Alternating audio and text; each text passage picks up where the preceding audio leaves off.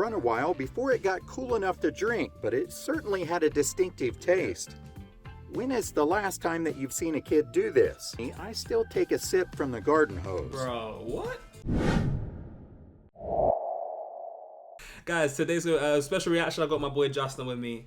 We're going to be checking out the Dangerous Gen X face. So this is going to be really interesting as well, considering how we're both Gen Zers. So I'm actually very curious to see what you think about some of the dangers they face, because back then, yo... I swear. You guys, I don't know, I'm not going to say too much. I'm sure you guys who watch me already know what I think. But it's okay. Let's see what another Gen Zer thinks about this. Let's see if it's just me. We're excited to get into this one. And yeah, let us know what generation you guys are watching from as well. I'm very curious to know. And yeah, that being said, guys, let's dive on it. Subscribe, exactly. See what he said. Show some love. What he said, guys. And smash, especially when I see Justin come back on, smash the like button as well, guys. Let's get a like button up. But guys, with that being said, let's dive on it. If you grew up as Generation X, then it's probably a miracle you even survived. At least that's what the modern world tells us. Many of the things that were normal back then are now taboo. In this video, we will have a look back and wonder how Gen X kids even survived. Even survived is crazy. Television wasn't everything, but it was still pretty important. If you were a kid in the 70s, then you probably did not even have cable. Most people relied on a television antenna, which was usually rabbit ears and tinfoil. However, there were some households that used an antenna that was mounted on top of the roof. Every so often, this antenna would need to be adjusted thanks to some wind or weather. This became a family affair. Dad, of course, was in charge of the picture, so he was right in front of the television. One of the kids would be up on top of the roof and ready to receive instructions from the relay of the rest of the family spread out from Dad. No one ever thought anything about kids being on the roof and then falling off. Most kids got up there anyways just to get a better view of the neighborhood or the stars. Many newer roofs are much more steep, and that might be considered child abuse to send your kid up there. I guess it's a good thing that people don't have to deal with antennas on the roof. Crazy work. Okay, just real quick, did you know about that before? Yes. Okay, so you I never experienced it, but I've heard stories. A lot of the old school American movies, you'll see if they crash into the house or something, where the antenna would fall and hit the car or whatever it is. Okay. Yeah, so I knew about this. Yes. I see. Okay, so when I first came, I did not know that was a thing. I was thinking, you were letting your kid go up on the roof? Oh yeah. Because you can imagine now. Mate, a kid on the roof is crazy work. Yes. I mean, but that's when I have kids, that's how I want it to be casual. I kind of envy that. I hear it. That part of their upbringing where it's just go on the roof. Go look at this. There's literally nothing else to do but look at the stars. Go enjoy that. Yeah, that's true. Definitely. All right. Yes, it's a good thing that people don't have to deal with antennas on the roof. Summers as a kid were always fun, and why wouldn't it be? You were out of school, and that meant you could spend more time with your friends. But with all that running around outside, you were bound to get thirsty. There's nothing quicker and more refreshing than a sip from the garden hose. Of course, you had to let it run a while before it got cool enough to drink, but it certainly had a distinctive taste. When is the last time that you've seen a kid do this? It's supposed to be unhealthy, yet here we are. Yep. But occasionally, I still take a sip from the garden hose. Bro, what? Wait a minute, wait. First of all, that's us from the guy he's probably in his 40s, 50s now. But wait a minute, we said yeah. Do you know about this as well? I have done this. No way. So, what? A big thing, I don't know if it's common in every kind of household, but I know for a fact, in black households, you are not running inside and out the house. If you're outside, you're outside until it's time to go inside. And then you're inside. You've been threatened. You walk in the house a couple times, run back in and out. If you come back in here, you're staying in here. Wow. So, that's different. Or sometimes you're just that thirsty, you don't really care where the water's coming from. And some people really enjoy the garden hose taste. It has a distinct taste. What does it taste like? Because you've experienced, I've never experienced. What does it taste like? I don't know how to describe. It's like in my age now, you can tell that that's probably not the healthiest water for you.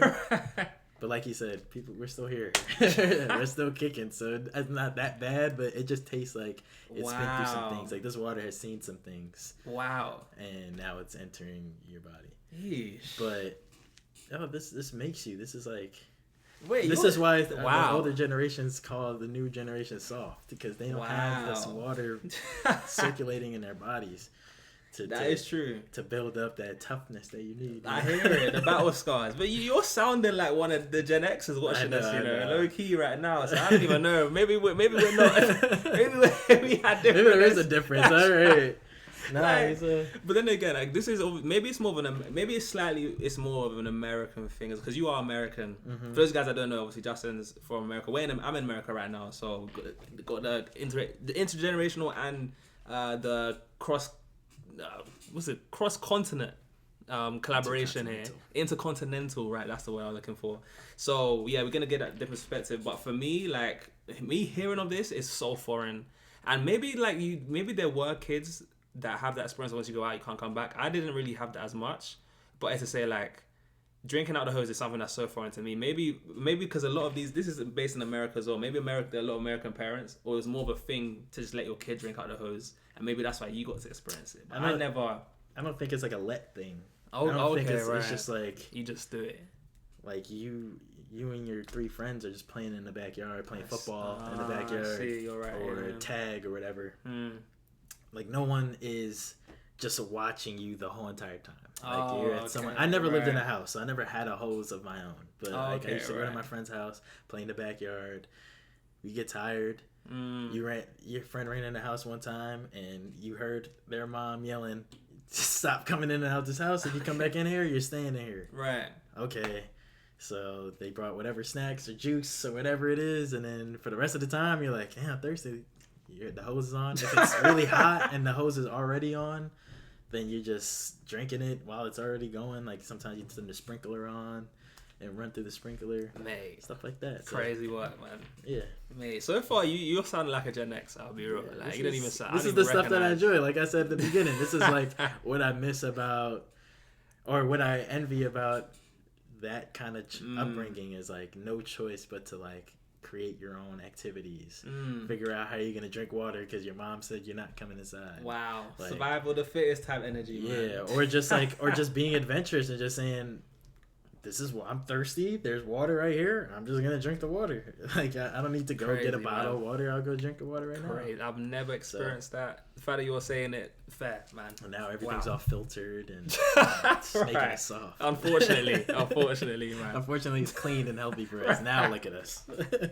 That's so funny. The garden hose was also connected to a couple other activities that parents today may consider them to be too dangerous. The first one was the slip and slide. The older editions of the slip and slide were a little bit more dangerous, and some kids broke bones or chipped teeth on these, but just about everyone slid off the end or over the side and got a grass or rock burn. Believe it or not, they still sell these, but they are a little bit safer. This next item, however, I'm not so sure about. As kids, we all enjoyed playing in the water sprinkler, but some of these sprinklers could be pretty rough. This one in particular was really dangerous. You know about it? It had a this? solid steel base that could certainly hurt if you stubbed a toe on it or fell on it, but that wasn't the dangerous part. When the water ran through the sprinkler, it would move the metal fan blade at the top. At that point, it was like a little saw blade that was spinning fast on top, and it could cut through little water-soaked toes and feet. Kids were fast learners, though. I didn't know about this one. If they got cut once, they would be sure to... the way they built these ones, Yeah, you weren't familiar with the... now. Yeah. Okay, all right. But the sprinkler idea in general of using the sprinkler and playing in the sprinkler, very normal to me. If they got cut once, they would be sure to clear it the next time. Make sure Kids in our day used to be outside a lot, and we loved it. That worked out great because most of our parents really didn't want us inside the house anyways. As a result, kids spent a lot of time out in the sun. And sunblock? We had no idea what that was. Are you talking about a hat or a shade tree? At most, we may have depended on SPF 4, and that's only if we were super cautious. Everyone was exposed to the sun, and many of us would compare sunburns at the end of the day. Bro. When our skin started peeling, we would see who could peel off the biggest flake. Oh look, that one looks like Texas. Oh. It also wasn't uncommon to see teen girls and young women laying out and trying to get that golden beach tan. Quite often, they would speed up this process by using either coconut oil or tanning oil. Today, most kids get lathered up with anything from 30 SPF to 100 SPF. Bro, Parents could you in imagine the- yourself doing that? No sunscreen out there just trying to tan with nothing? I tanned. I never used sunscreen. Oh, okay. So fair. I didn't experience Fair. just recently got sunburnt really bad. Mm. Like really bad. I was in water, didn't do anything for like hours. And Okay. then the next day, like I was hurting. Yeesh. But like the summer for me was my tanning period. Like I just was playing football. I never compared sunburns with anybody. Right. And I think that is specific to a certain community because Okay, I hear it. most of my friends didn't experience sunburn. We I didn't hear it. experience that. Yeah, man. Back then, that was the normal every day, and they were out all the day, all the time. Yeah, so I think that was the point yeah. of like we used to go out sunscreen or not. We were outside all summer. And nowadays you're getting lathered up Yeah. and layers of Have to, sunscreen, man. or you're just not outside as much. Have So I think to. that was the point, and that's definitely generational. Yeah. These days certainly didn't have to watch us like the parents do today. They not only trusted us, but they also trusted our friends and the rest of the community. Parents realized that we needed to do things on our own, and that was how we were going to learn. However, if they were watching and we happened to get hurt, there was no doubt that they were going to be laughing as long as it wasn't life-threatening. Bikes were everything to a Gen X kid, and they provided us a freedom that we couldn't get from anything else. We could go on adventures that were hours away from home, and for the most part, our parents had no idea where we were at. We also used our bikes to jump some pretty shady ramps. We could do a lot with some plywood and bricks, and it was hours of entertainment. As we look back on our childhoods and compare it to modern kids, it's hard to believe that we did all those bike adventures with no helmet or knee pads. This picture pretty well sums up the generation. This pick, man. This kid is jumping his bike off of a super tall ramp. Notice that he has no helmet, knee pads, or elbow pads. Just pure fun adventure. If this Evel Knievel lands short, then the kid on the end is in trouble. And occasionally that did happen. As you look at the kids on the side, you can tell that they are worried about this because they've seen it happen themselves. But the best part about this photo is there's a dad sitting on the front steps and he's smoking a cigarette while he's waiting to see who gets hurt first. For him, this is as good as any gong show on television. Wild, man. Back in those Wild, man. Do you have any experiences similar to that? I was a bike riding kid for sure. Bro, you might as well be Gen X at this point, man. I'll be real. So I think You're I sounding think more my- like a Gen X right now. I think our generation of children was like the last one before video games and other electronics became so immersive and I you hear could it. connect without leaving. I think that was like the pivot The point. lot, yeah, 100%. So if I was a 2000s kid, yeah, like 2010s is when things started changing very rapidly. I It was see, just like yeah. video games were online. Now you can play with your friend without going to his house. Mm-hmm. So before it would be, oh, ride my bike to my house, and then now we're Yeah. already outside. So now we're Right. riding the bikes, and then at the end of the day we'll go Right. play some video games I or do see. something else. But I've definitely ridden my bike over some Wait, okay. ramps. I've been Over the ramps as well. Mhm. Wow, okay. I My didn't do brothers, my brothers were. One of my brothers is very, very. He would like jump off roofs. that. Okay. Did you guys not have like bus passes or like things? Were you mainly riding bikes? So at I that didn't live in age? the city. Oh, So- okay. You didn't live in the I mean, like okay. people still Fair, ride fair, bikes fair, in the fair, city. fair, Like fair, that's fair, still fair. very, very common. Mhm. But like there was no, I wasn't taking the bus where I was staying. Okay. Like that wasn't that normal. So maybe that's probably part of the reason why me and you have a bit more of the divide there, because I was always taking all the cool thing for us, like even early 2000s, was being able to go on the bus because we were always like having to walk or get taken places. Yeah. And we have a bus pass in London. We have because I lived all my life in literally close to central but inner city London.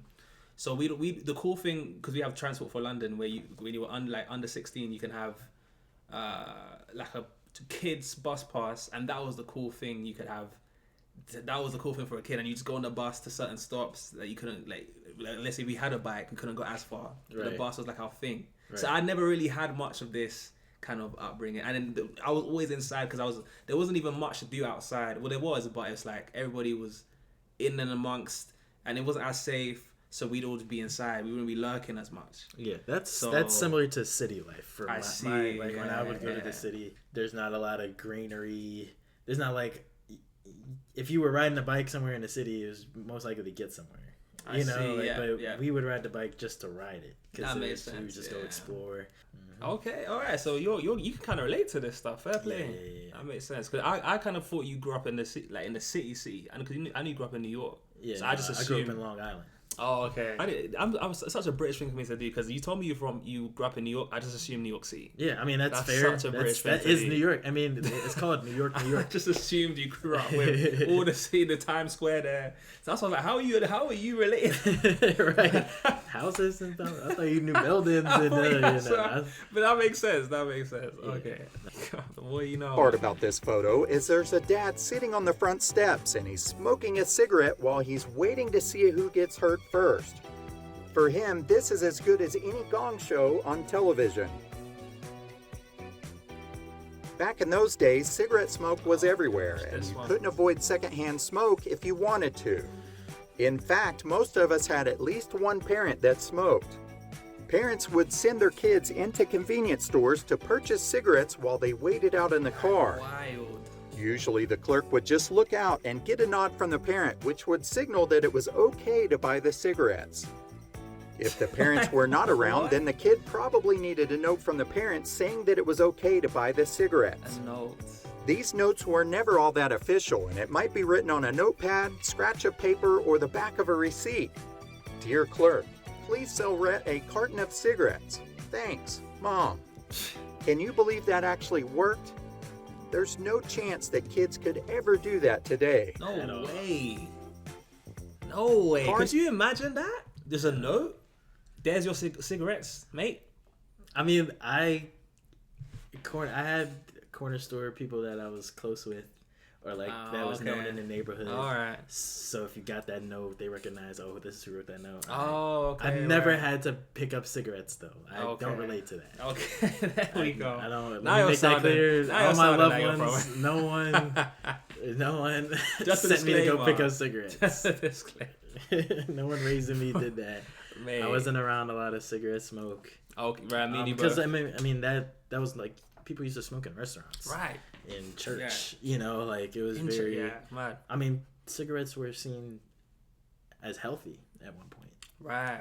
It was a healthy thing to do, to keep smoking. So, I was past that. Yeah, we knew smoking was bad. A lot of people never smoked around me, so people took very good care of me in that sense. Yeah, bro. I mean, we can relate to that. I mean, I'm the exact same. For a second, I thought you were gonna tell me that. I was just like, I can't relate to this one. I'm not that old. Right. We're both Gen Z guys, or Gen Z. Just to confirm. To confirm, yeah. He just. I know. I know you're not believing me right now. It's a little questionable. Right. I'm gonna try to prove myself. I'm gonna have to do a quiz and see if you're really Gen Z, man. Gen Z quiz, see what you really know, because you're sounding a bit sus right now, bro. Safety was something else that most people didn't take too. Let's go. All right. Car safety was something else that most people didn't take too seriously. In the U.S., it became mandatory that every car manufactured after 1968 had to have seatbelts installed in them. But wearing them was more of a recommendation rather than a requirement until the mid-1980s. Wild. Until then, we stood up on the front seat so that we could see up over the dash, and our dad's arm was our seatbelt and the airbag. Wild. Another thing that we would do is lay up on the back dash and pick our noses as we looked at the cop car behind us. We thought it was super fun when Dad had to slam on the brakes and we came flying out of that back window and slammed into the back of the front seat. Back then, we had to learn how to take a fall, and the crazy thing about it is we couldn't wait to get back up there and try it again. They're excited to do this again. I feel like so many Gen X probably has experienced something similar to that. Yeah, that's too much. Never today. Now, like in my childhood, definitely didn't wear seatbelt in the back seat. Okay.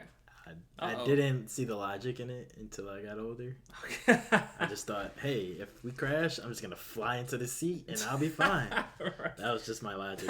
If I could, and no one was paying attention, I wasn't putting my seatbelt on in the back. Wow. But to lay on the back like that and then hit the brake and fly off and think that was cool and go back, yeah, they're just built different. That's just built different. Right. Yeah, that's exactly how I was thinking when I first saw that.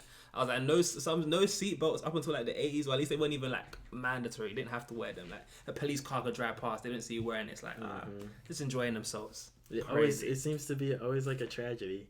Yeah. Like, okay, now we gotta take this serious. Yeah. Oh, yeah. Same way with cigarette smoke. Yeah. People were smoking everywhere all the time. We thought it was healthy, and comes to find out, it's one of the worst things to do to yourself. So yeah, man. Yeah, it's another example of that. Wait to get back up there and try it again. Pickup trucks were not as common as what you see today, and people that had boats would haul them with regular cars, even Cadillacs. Wow. And when Dad needed lumber, it was going on the roof of the car so that it could come home. He would tie it down a little, but it was still our job to help hold the lumber down as it was stacked on the roof. So there we were, standing up on the seat, halfway out the window, clinging to the lumber on top, while Dad had his hand on our waistband to keep us from falling out. Somehow his other hand was busy holding down the lumber on his side, which is pretty incredible to think about. At the same time, he was also steering the car, shifting gears, and smoking a cigarette.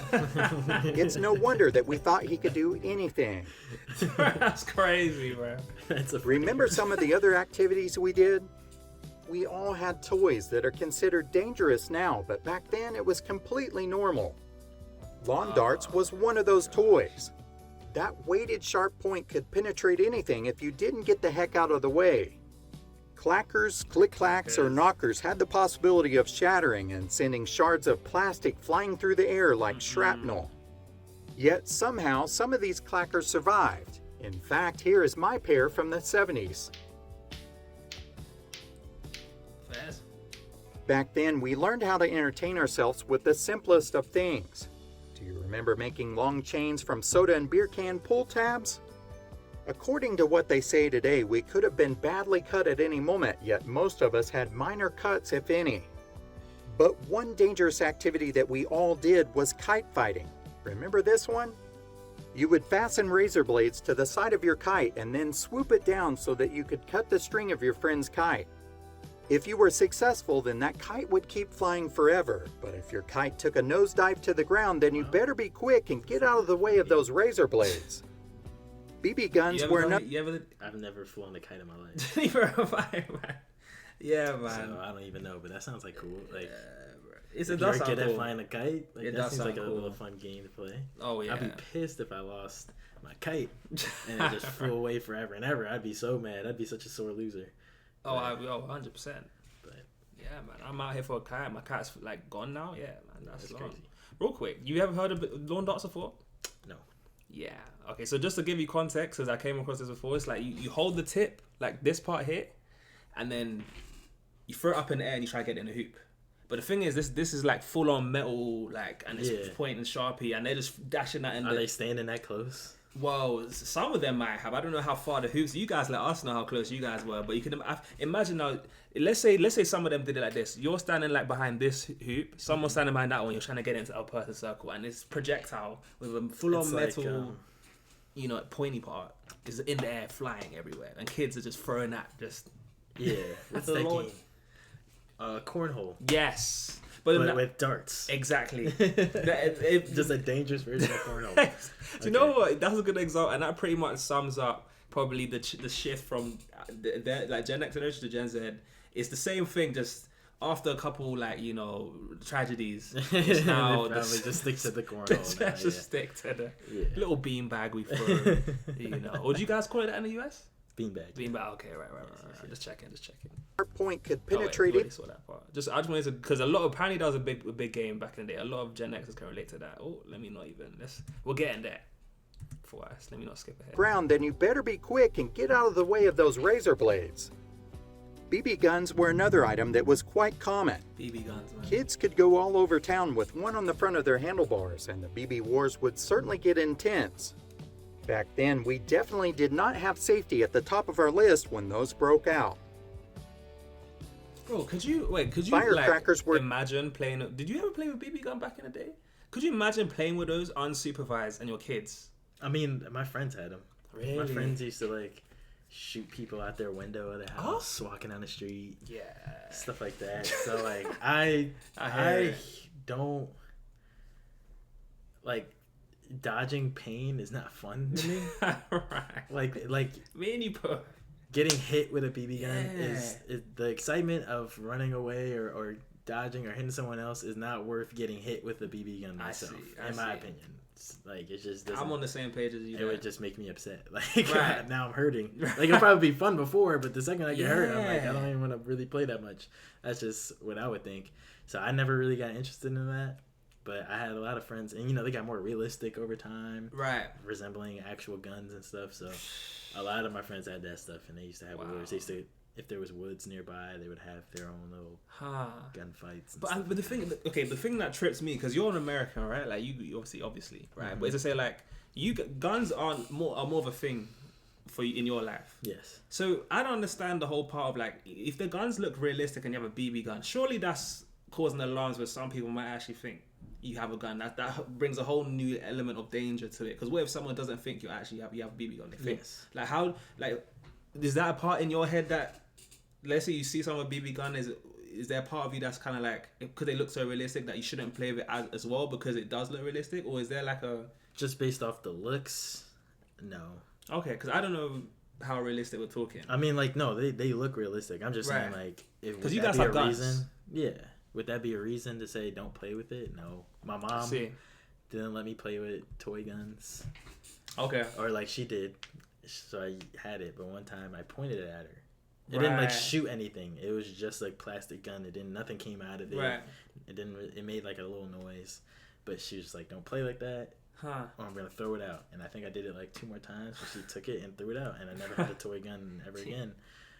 You would just call the trouble. Huh? Yeah, so like in that sense, that's when you I agree with that.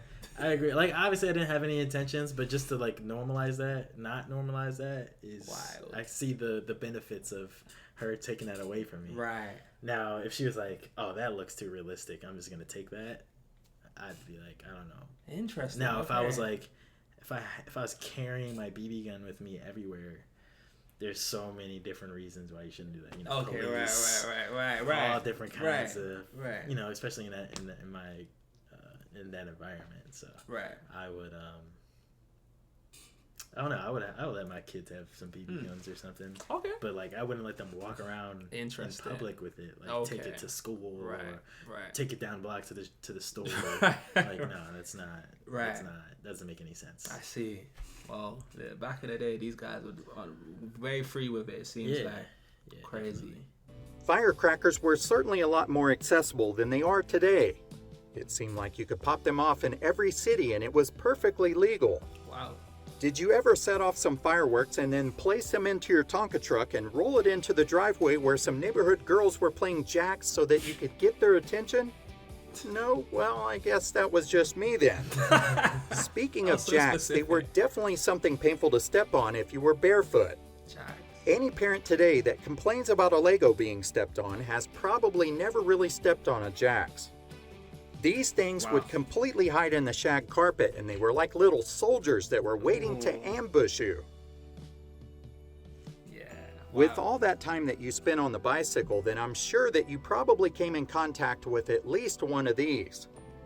One slip of the foot, and this pedal could travel up your leg like a vegetable peeler. Kids today know nothing about that level of pain. Yeah. Well, you do though. Yes. I know a lot about that. On the shin. Yeah. Wow. Really? I can imagine. I can only imagine. I mean, look at that thing. That thing's jagged. And, that might as well be a weapon, man. Yeah. Yo. You could do some damage with that. Crazy, man. So you can relate to that one. Mm-hmm. Wow. It's missing you're rushing. Right, and you miss it down. Ooh. Or like your chain pops, so that tension just goes, so your foot just slides down. Because it moves too fast. I definitely have my experience. Crazy. Now the firecrackers, I don't play with that. I hear when people get their fingers blown off. Once again, the risk is not worth the reward of having fun with it. It's not that fun to me anymore. If there's a good chance I could blow my fingers off if I stay there too long, or you could light it and put it in the wrong spot, and then now what do? Now wherever you put it at is destroyed, or if you go grab it, your hand's gone. Like I can't play with that stuff, so I don't do any of that. Right, man. Yeah, that's wild. Wild. Kids today know nothing about that level of pain. Here is something else that could be really painful. These chairs were really comfortable to lay in, but when you got up, you had lines going all across your skin. But that wasn't the worst part. They were not the easiest to adjust. You had to bend them all the way in so that you could adjust them further out. One wrong move and the hinges of these torture devices could snap down on you like a bear trap and take off a chunk of skin. Wow. Are these chairs even sold today? I've never sat on one of those, man. All that lied on. Despite all the dangers that were lurking all around us, it really was a special time to grow up in. People were friendly and neighbors were someone that you could count on. Some of the dangers that we see today are completely different than what we faced. Do you have any special memories that you would like to share? Let us know in the comments below. All right, that's going to end that one. So far away, what did you think overall with that then? Was it shocking to you? It didn't seem like it was too shocking. What was the overall, how they had it compared to what we had growing up? How would you describe the differences? You can just tell all the adults that helped raise me grew up in this time period. You can just see their influence on everything that you do. Right. Some things last, some things continue from generation to generation, just look different or improve, and then some things get phased out because of safety or culture or whatever it is. So like a lot of these aren't one-to-one comparisons for me. Like I can't relate to how that bike looks. Right. Or like I didn't have that metal pedal problem often. Okay, right. I had the plastic ones. This thing, yeah. Yeah, but I never played jacks. Yeah, neither. I didn't know what that was. Like people, I've played it. You throw the ball up in the air, try to grab as many. Oh, okay. So you're more familiar with that. I had no clue about this. Yeah. Like none. I think that's how it is. I think you throw it up in the air and you try to grab as many of the little pieces as possible until it hits or you catch it. I don't remember. Oh, wow.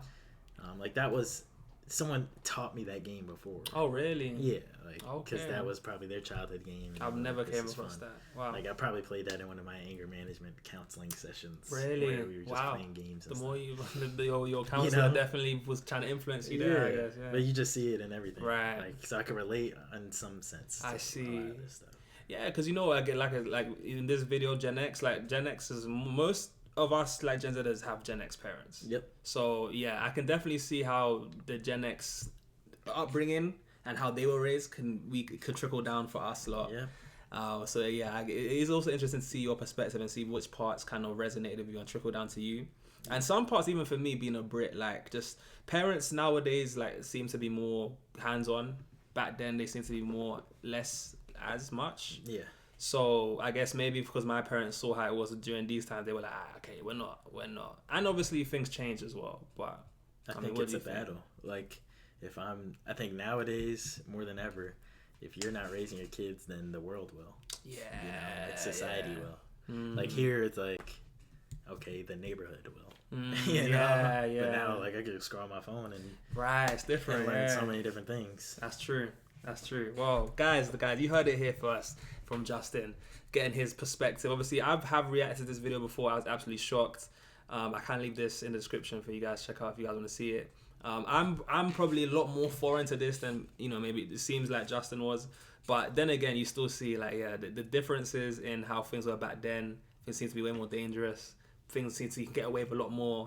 And in some ways, like even when you said you kind of envy a little bit, I'm kind of similar as well. I would have liked to have gotten a little bit more of that, like I can just go out there and experience it. I never got that growing up. So yeah, I'm going outside as much. Like you probably went outside more than I did when I was a kid, man. I was never outside, but rarely.